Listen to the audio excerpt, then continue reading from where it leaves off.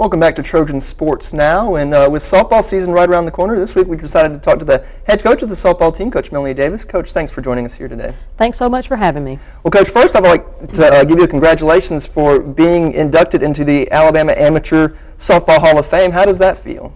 Well, it's very humbling, as I've mentioned to everyone. I know a lot of the folks that were in that association already, in particular one of my mentors who taught me the game and helped me establish the program here at Troy University, Don Atkins, was in the second class, and I remember him being asked for potential candidates down the line, and I never dreamt that he was, referring me, and I know that he did put me on the list early on, and it's very humbling, but it's just a tribute to what we've been able to do here at Troy with the team concept, with everyone from all the players through the years who have been so loyal and hardworking, the great assistants that I've had, and then the support from the administration, especially from our chancellor. He loves our sports programs, he loves this university, and he's been key to what we've been able to do here, and that I just feel very blessed to have had all of those things happen through the years that have resulted in this major honor for me. It's very flattering. And that also goes, all that stuff you just mentioned goes into you winning your 800th game last year, and you're honored for that as well. So another big accomplishment. So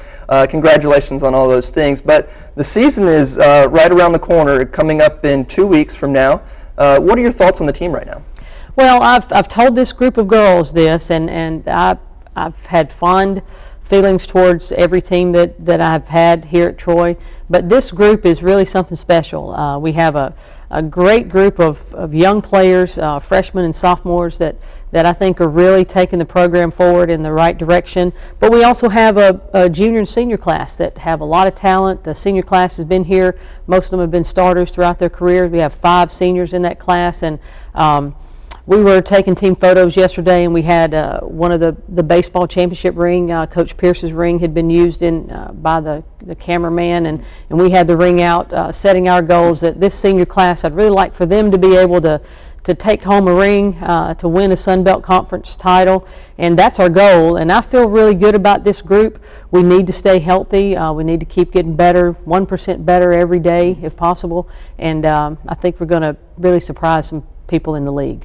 Yeah, and something I noticed about your roster, it is well divided among the classes, about 5 freshmen, 5 sophomores, so on and so on, but a lot of new faces. You've got a good group of freshmen coming in, but also some junior college players, and not something you normally want to do, but you had to do that this year. Yes, we had have 6 freshmen on the roster, and we did lose a couple players to some kind of freak injury type illness situation, so we did have some slots open, and rather than have too large of a freshman class for future recruiting purposes, we did look at the junior college ranks, and we were able to find some good players from the Panhandle. We feel really good about those players. We also needed a shortstop, an experienced shortstop. We brought a shortstop in from the West Coast, from Arizona. We brought a pitcher in that's a lefty that brings a different element to our mound since we lost our lefty, Ashlyn Williams. And then a couple of other just good quality hitters, good players, a catcher and a utility player. So we feel good about those juniors who've come in to join us. They've really developed throughout the fall and early on here, and we look for them to be a big part of our success as well. Well, something you mentioned was you won't have Ashlyn Williams this year, and she's been around here for the past 4 years and really been kind of a stalwart on the mound for you. You don't have her this year. Are you going to see a group of players kind of take her role, or is there going to be one person step in? Well, we hope that all 5 of our pitchers, we do have, which is pretty big pitching staff for a softball team. We have 5 pitchers. 3 of those pitchers are also hitters. 2 of them play other positions. But we feel that we're going to have actually a team within the team this year. We do think that each of the 5 pitchers brings something different. I think opposing teams in the past had the chance to kind of prepare for Ashlyn. They knew what she threw. They knew that she was our go-to person. Didn't have a lot of depth behind her, and they knew how to prepare for her. I think with the staff that we have, it'll be very difficult for teams, especially when we get into conference play, for them to say, okay, this is what we've got to prepare to hit this weekend, because we've got the gamut with these 5 young ladies. And although in my mind we gave out some tentative lineups yesterday to the team just to kind of let everyone know where they stood, in my mind I kind of know who I look at as number 1, number 2, but I also think that all 5 of those pitchers are going to contribute throughout the year, and Coach Amara is our pitching coach, and she feels really good about where they are and what they'll be able to do, and all of them collectively doing a good job to replace Ashton Williams. Well, one of those newcomers who may come in and help fill that void will be J.C. Affelt, and she's got a lot of recognition from her national team in the fall and just recently. Can you just talk about her a little bit? Well, we feel very fortunate to have J.C. come on board. We discovered her a couple years ago. Coach Amar had actually seen her maybe even when she was a young kid, 13, 14. J.C. was selected to the junior national team at in Canada, and she went off during the Christmas break and played in the World Championships down in South Africa. She hits in the 4-hole for the junior national team, and she was one of only 2 players on that squad that were given notice that based on how they performed this spring, they could go to the Women's Open team in the summer, which is a big accomplishment for her. She didn't pitch as much in the World Championships as we would have preferred her to pitch, but she did a great job with her bat, great job at the plate, and we're looking for her to do some good things for us.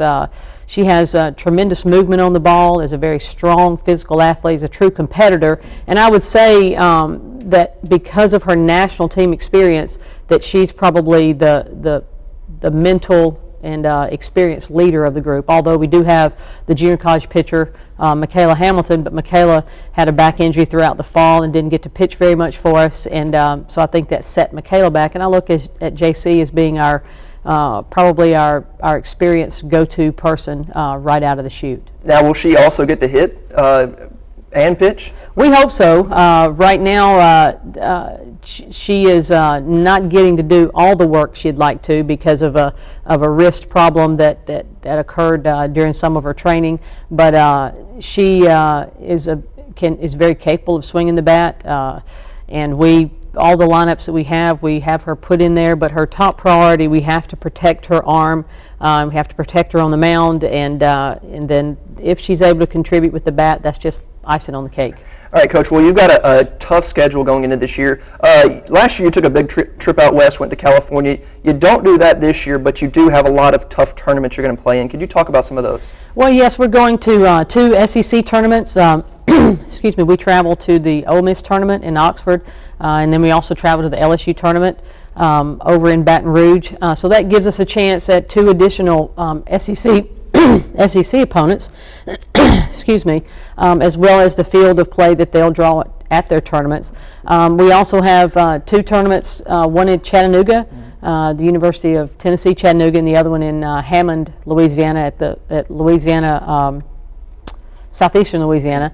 And both of those tournaments have been around a long time, and they bring in big name teams from other places.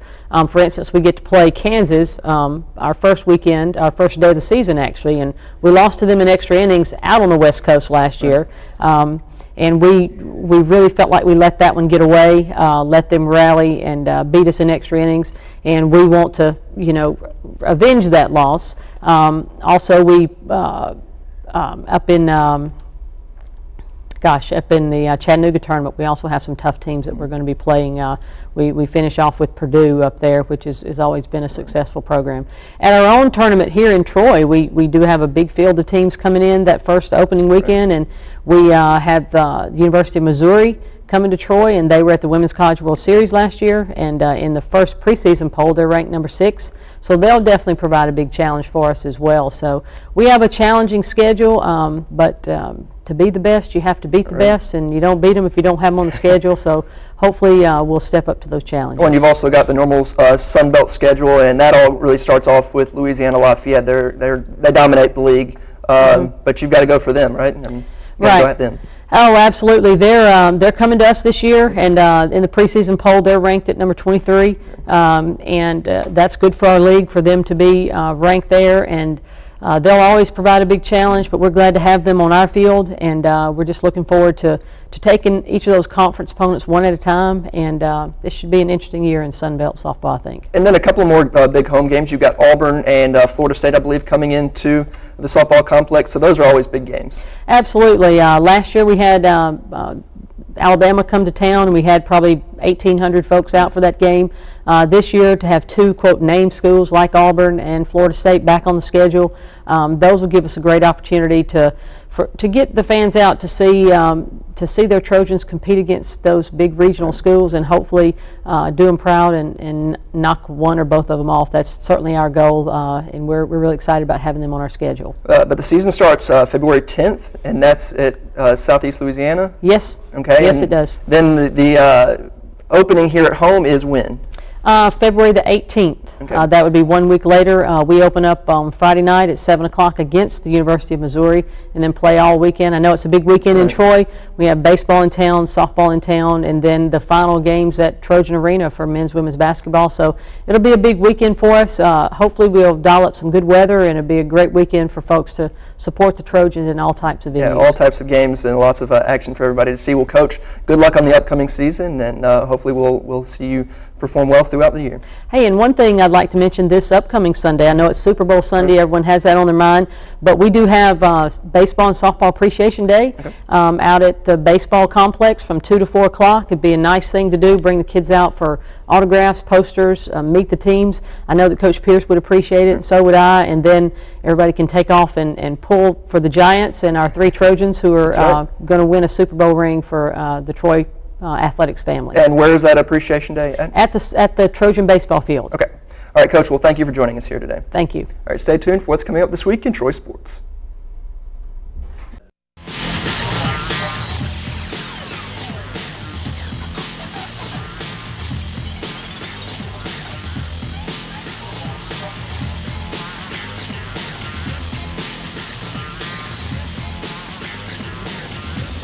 Trojan Sports Now.